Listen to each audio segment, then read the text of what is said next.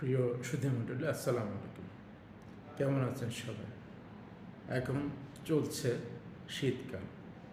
এই শীতকালে সর্দি কাশির পাশাপাশি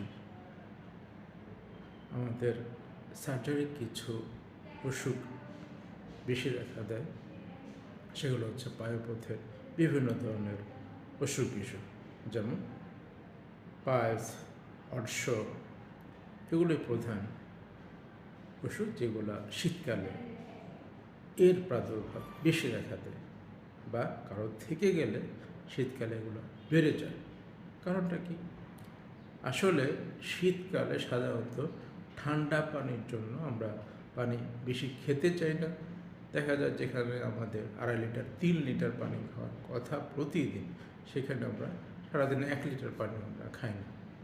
এছাড়াও আমাদের শাকসবজি, ফলমূল পর্যাপ্ত পরিমাণে পাওয়া গেলেও কিন্তু সেই তুলনায় আমরা কম খেয়ে থাকি।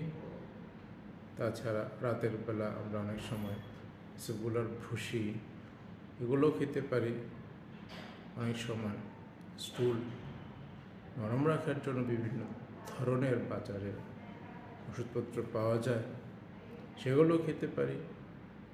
মেন কারণ হচ্ছে আসলে পানি।